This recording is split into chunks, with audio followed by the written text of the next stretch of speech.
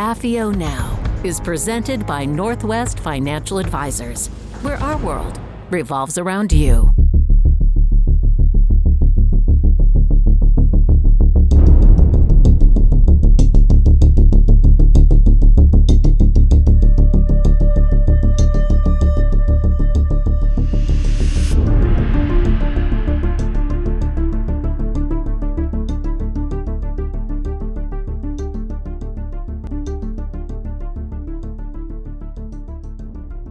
Hello, everyone.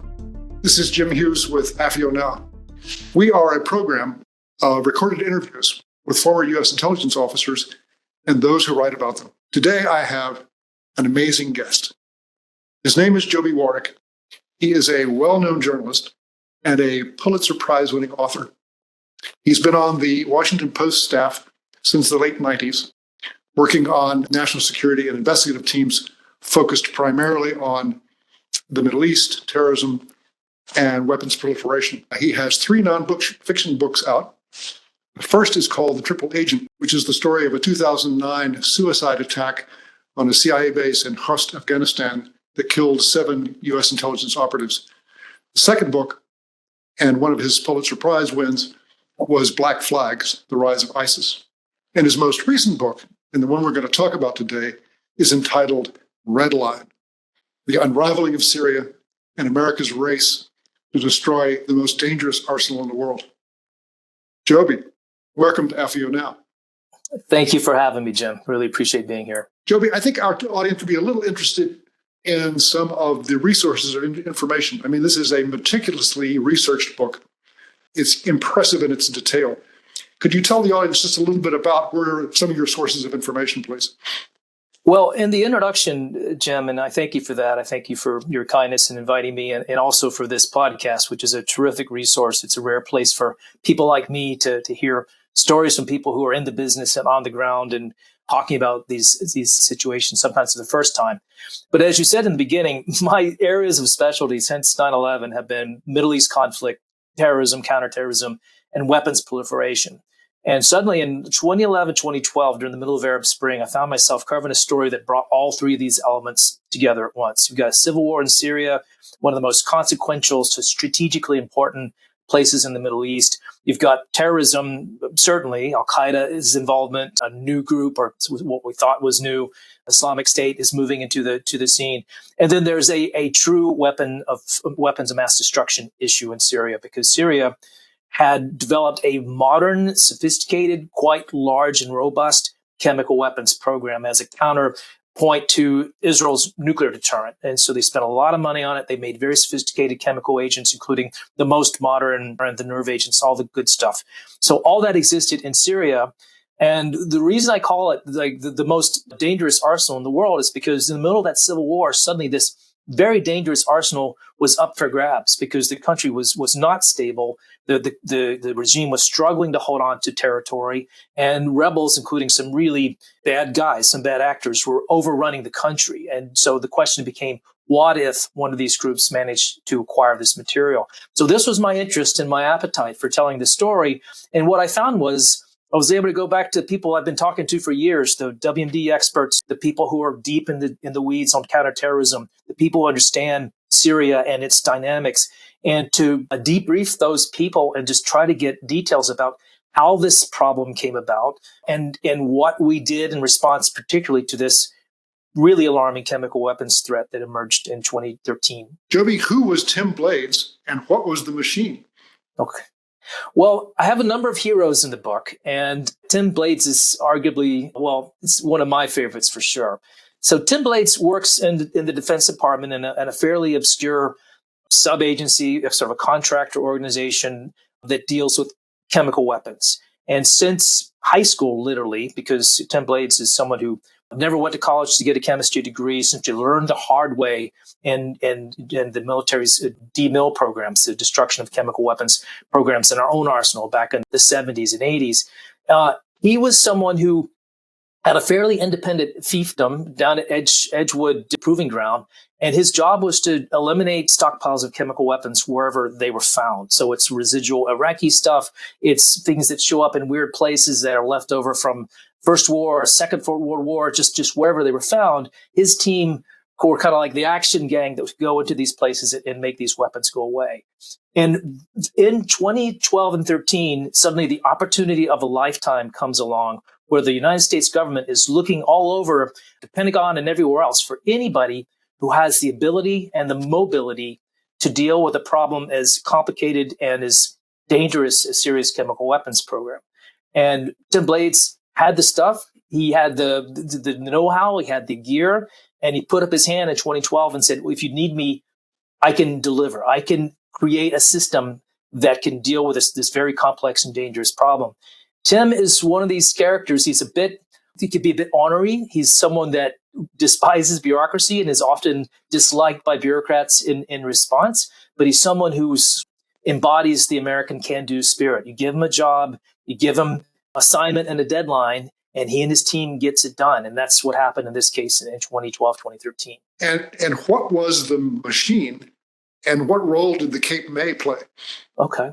Well, so the heart of the story of the Red Line is how the United States and its allies, the UN and Western democracies essentially, dealt with the complex problem of getting rid of a sophisticated chemical weapons stockpile in the middle of a civil war. This has never been done before. We've had disarmament programs in the United States. Certainly, we had to get rid of decades worth of chemical weapons, munitions that were stockpiled in various places throughout the country.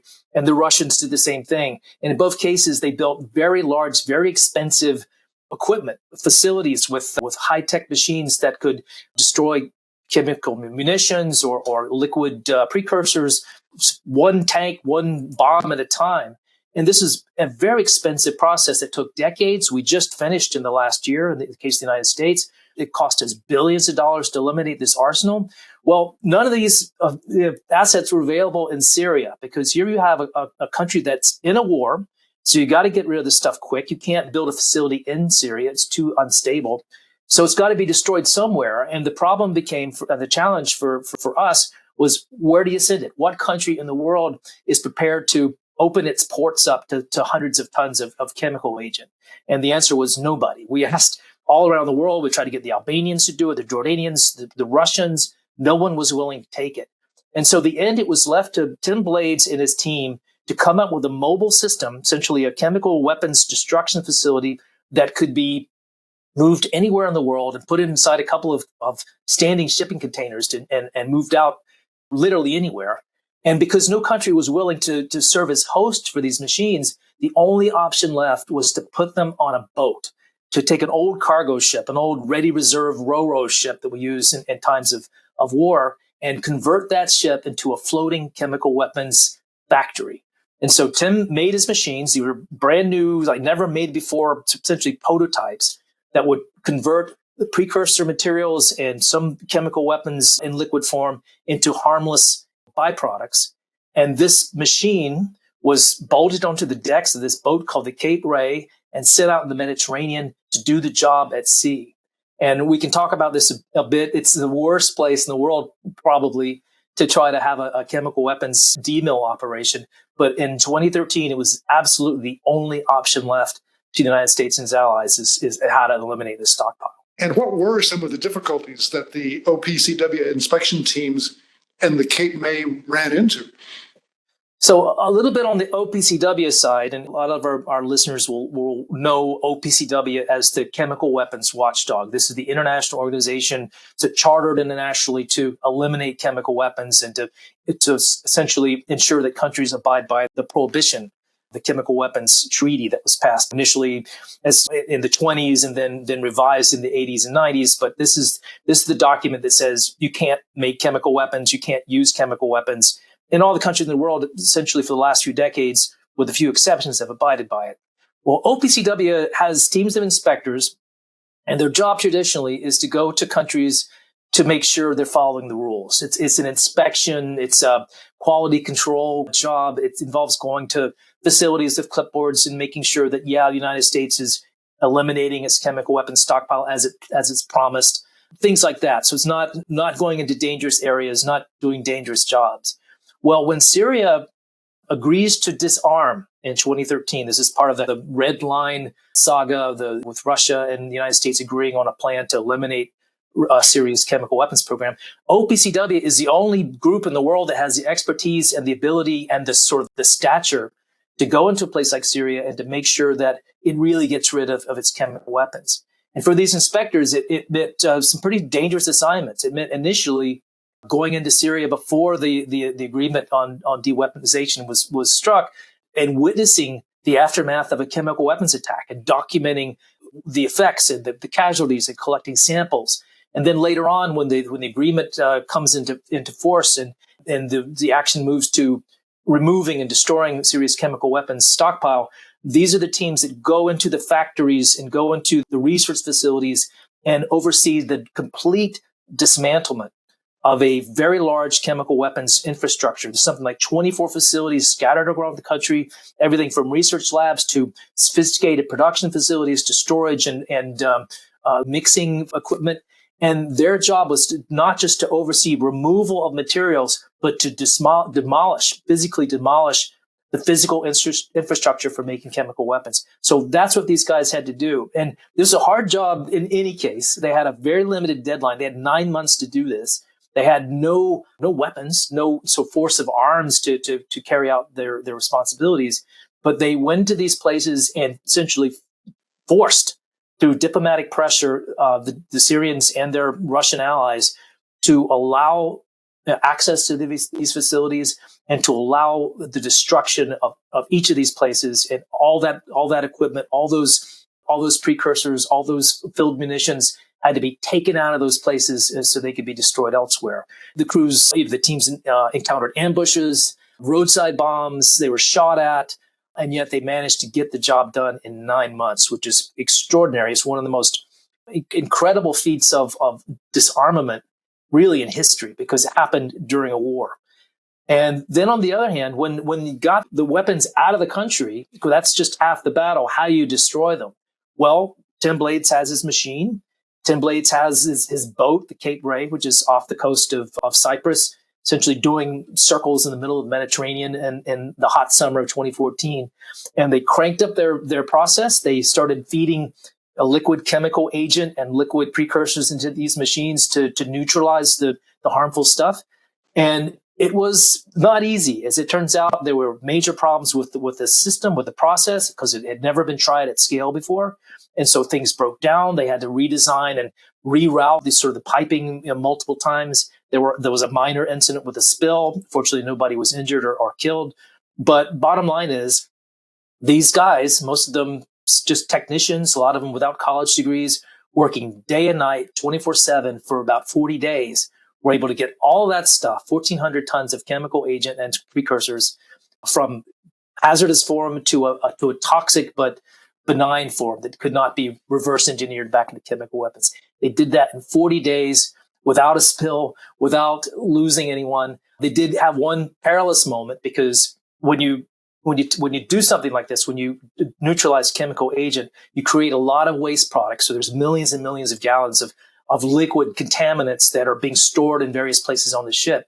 And over a course of several weeks, the ship starts to get a little bit top heavy. It starts to become unstable because there's so much liquid waste on the upper decks.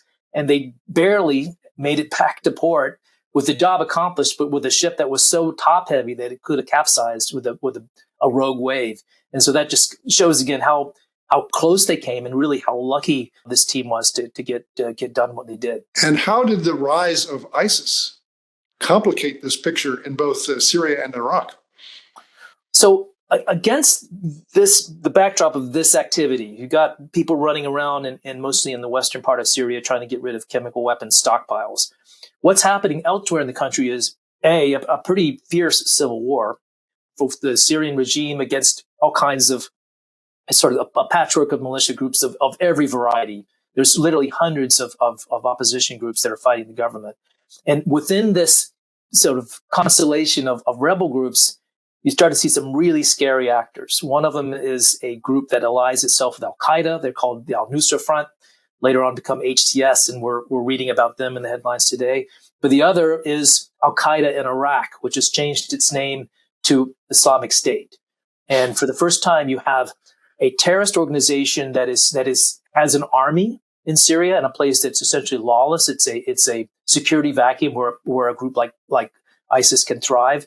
But because it's military experience, because it has lots of weapons, because it's able to recruit foreign fighters from around the world, ISIS becomes astonishingly strong very quickly. And they're able to seize towns and villages first, and then entire cities. The Raqqa, the provincial capital in eastern Syria, eventually spilling into Iraq and taking over the second largest city in Iraq, which is Mosul. So this is an extraordinary occurrence. It's frightening to anyone watching the events around the world.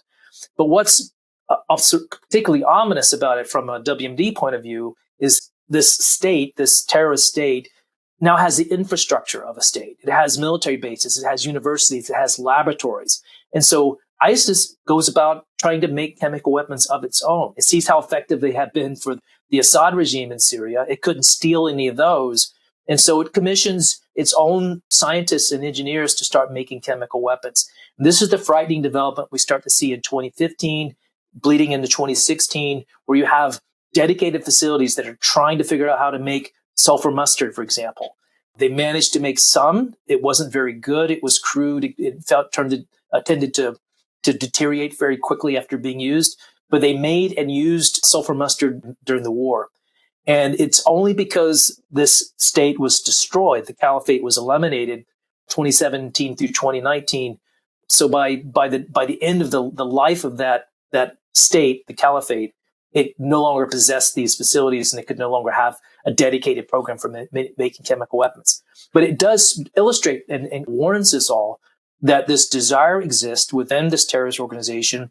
ISIS is definitely still around. Many of the scientists who helped with that program are still unaccounted for. So it's a threat that potentially still exists and hasn't completely gone away. Describe for our audience, to the degree that you can, the covert support that CIA provided to the rebels, and what was the catastrophic success? Well, I think it's safe to say, and I'm sure all our listeners will agree with us, that military intervention or really significant U.S. involvement in Syria's civil war is something that nobody in the U.S. wanted. The CIA certainly did not want to get dragged into this family feud that was unfolding in Syria. The Obama administration was very publicly siding with the rebels and saying that Assad must go and providing initially non-lethal support, humanitarian aid to the rebel side. They did not want to commit troops, certainly did not want to get even involved in bringing military aid to the rebels. But that began to change a couple of years into the Civil War, when what we started to see was that the groups that were getting weapons and were getting financial aid were some of the Islamist groups, some of the extremists. They were getting weapons and suitcases full of cash particularly from some of the Gulf Arabs. They had like individual sponsors who would decide to support a militia if it renamed itself after that sponsor. And so they'd bring over all kinds of weapons and money. And so the fear that began to arise within the administration at the time was that maybe Assad will fall, maybe the rebels will win, but which rebels? What if Assad falls and he's replaced by an Al-Qaeda-like group like al-Nusra or Islamic State? The scenario for this came to be called the catastrophic success. A success by the rebel side, but a complete catastrophe for everybody else, including our friends in the region. And so to counteract that, to prevent the really bad militias from taking power, the CIA launched a program. There was a presidential finding allowing covert aid to go to some of the rebel groups that we thought were sort of serious, mature, secular, had good intentions. And we began slowly and then more rapidly over the next few months providing training and equipment, including arms, to some of these secular rebel groups. And the training took place mostly in Turkey. Its official code name was Operation Temper Sycamore. Eventually, something like $1 billion was spent for training and equipping. And sad to say, it was not successful in the sense that these groups, these trained militias that we armed, once they crossed the border into Syria, they tended to lose cohesion. They tended to be sort of bought out or absorbed by some of the other militias, including some of the jihadi groups. And eventually those weapons began to turn the tide. They began to make a difference in the Syrian conflict with Syria losing ground. But the winners, the ones who were eventually receiving all those good U.S. purchased weapons, were the Al-Qaeda-like groups, and that was quite dangerous indeed. What impact did Russia and Iran have on the conflict, and which countries brokered a partial ceasefire? So as this tide is turning, and as you see in 2015 is probably the high water mark for the rebels. They're seizing and controlling big cities like Idlib in the north and even Aleppo. But this is the moment when the Iranians and the Russians, these are Syria's best friends and most important allies, decide that they really need to get some skin in the game. And ultimately, the Iranians and the Russians were more committed to the survival of Assad than we in the West were to ensuring that the rebels prevail.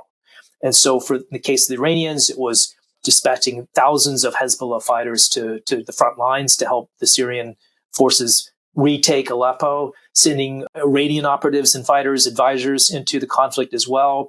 This is where Soleimani, the famous IRGC general, makes his appearance and implements his grand strategy of taking back cities that were held by the rebels. And then finally, the Russians were prevailed upon to put some skin in the game. And that meant military involvement by the Russians for the first time.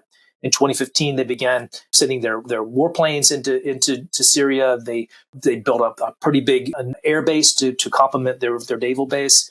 And so suddenly it's Russia flying air support missions, bombing supply lines, bombing civilian hospitals, markets, just wreaking havoc on a Syrian rebel alliance that really had no ability to defend itself against that kind of air power. They didn't really have air defenses, so they were liable to getting sort of destroyed by these airstrikes. And so this is when things began to shift in Assad's favor irreversibly, it seemed. Assad began to reclaim many of the cities that he lost, the Syrian heartland. He certainly controlled the cities on the coast. And that seemed to be the end of the rebellion. And by 2017, Russia was really in the driver's seat and decided to make itself the regional power broker. It negotiated regional ceasefires between the Syrians and militia groups and as a de-escalation campaign that was intended to sort of bring the war to a conclusion. By 2019, all the rebels had put down their arms throughout the country, except in the east, where the Kurds were still in control, and in this one little enclave in northwestern Syria, the city of Idlib, which became basically a neutral zone, while in fact it was controlled by a rebel group, which was called HTS. It was descendant of al-Nusra, and HTS, as we know now, looking back, is the rebel alliance that eventually was able to sweep back south and seize Aleppo and overthrow the Assad regime in this past year.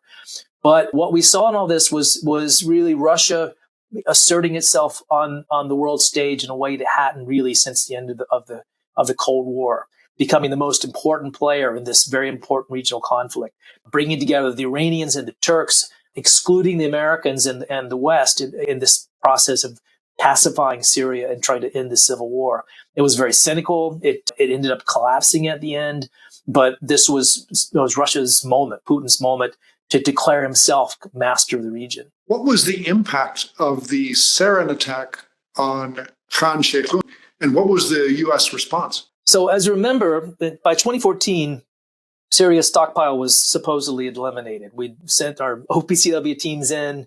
Tim Blades and his machines had done its work to eliminate everything that they could find, which turned out to be probably 90 to 95% of everything that Syria had in the chemical weapons area.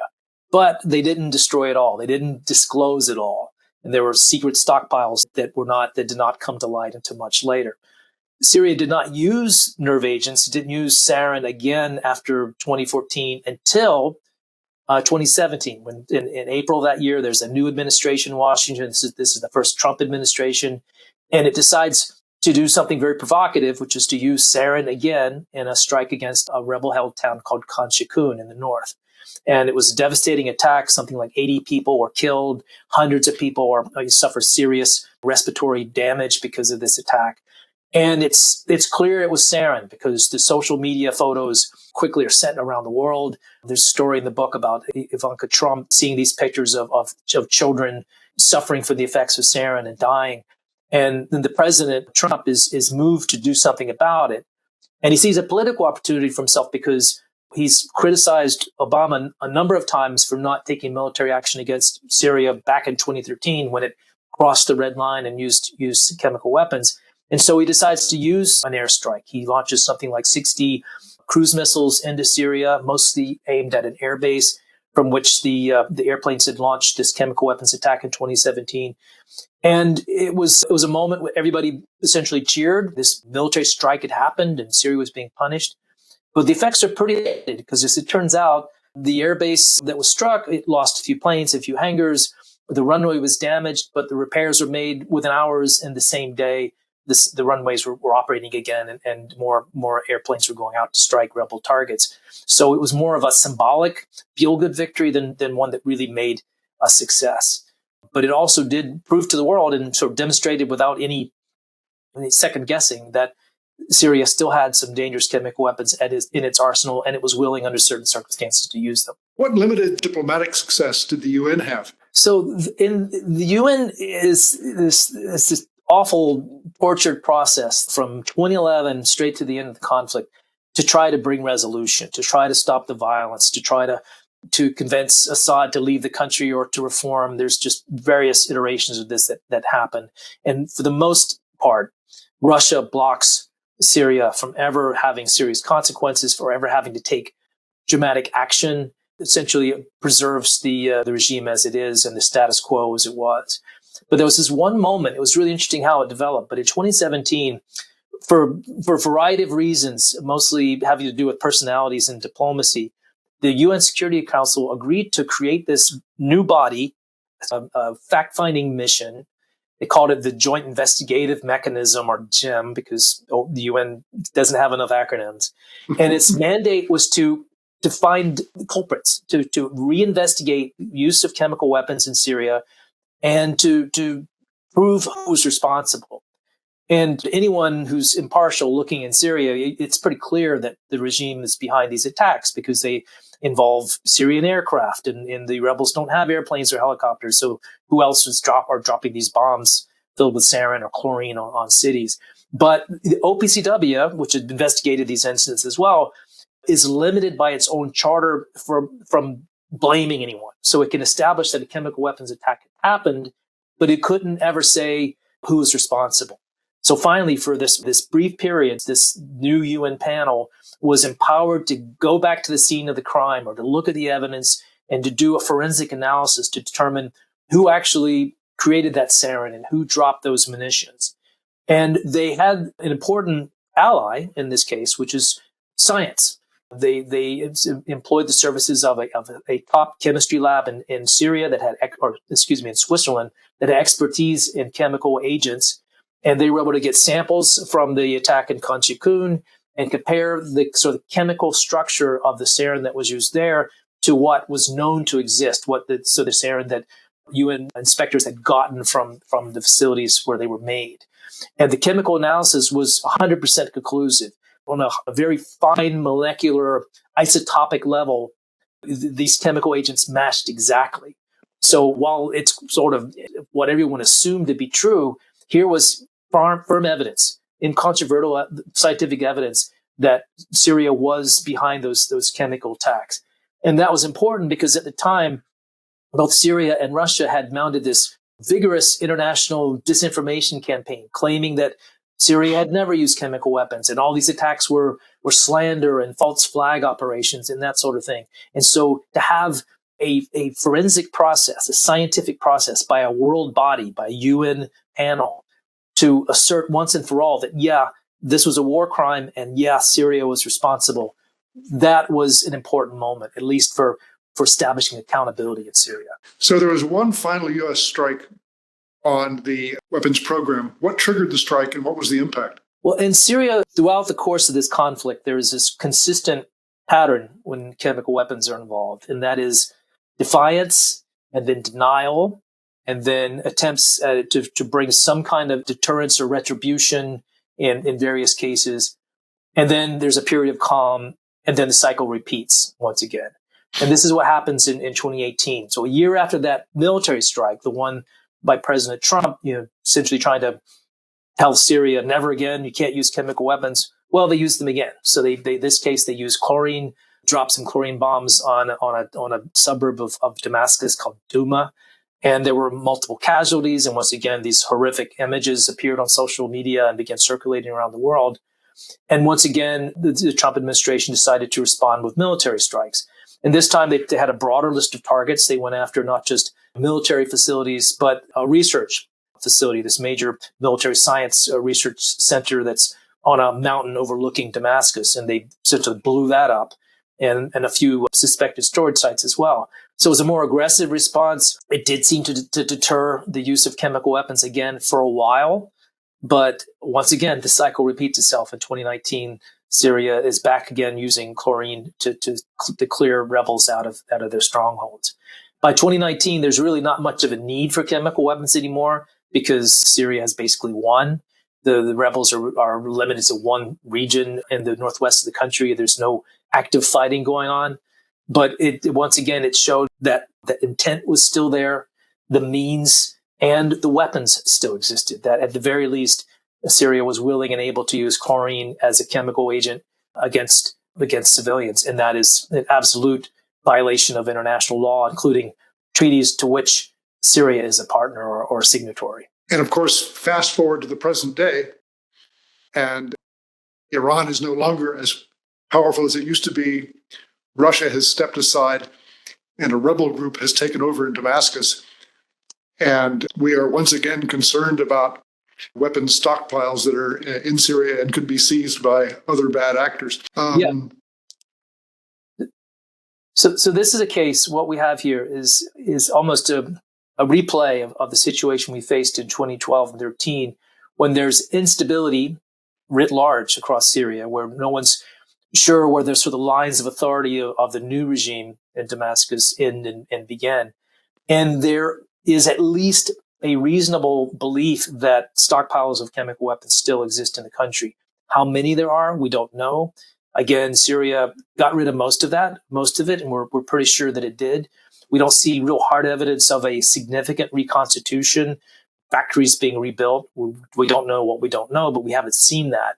What we do know is there's a lot of stuff in Syria that's never been accounted for, because some of those OPCW teams we talked about, they managed to get to every facility in the country, every place that made sarin, made mustard gas in the past, and try to do some kind of balance sheet, a cost accounting or a materials accounting of what was made, what happened to it. Syria says it destroyed hundreds of tons of sulfur mustard in the early 2000s. Where's the proof of that? Is there any forensic evidence that they can produce, or any receipts showing payment for services? And the answer is that there's a lot of unknowns. There's a lot of missing stuff. The Syrians at various points admitted to making a lot more sarin than they gave up. And they would make up crazy stories about, there was some sarin precursors that were destroyed in traffic accidents, like hundreds of tons. And it just made no sense at all. It was laughably inane responses.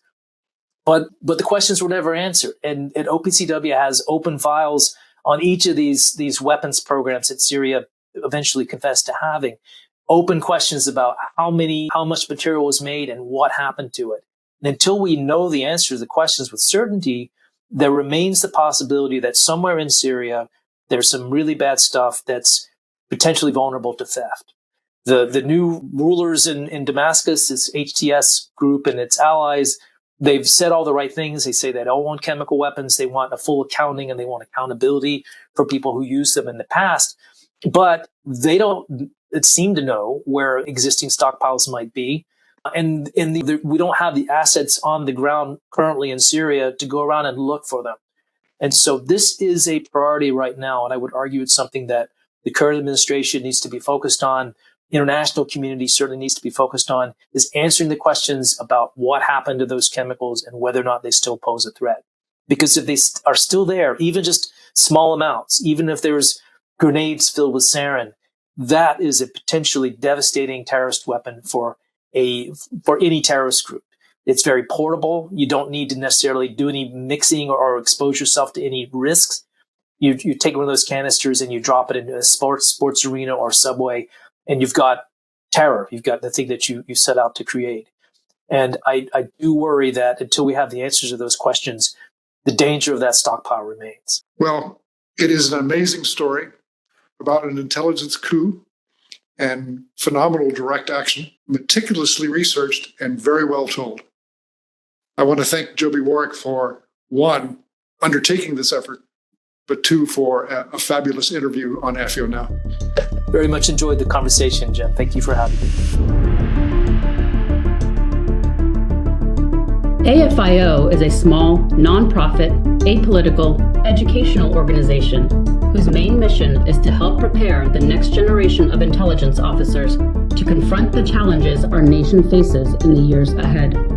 To learn more or support our outreach programs, visit www.afio.com.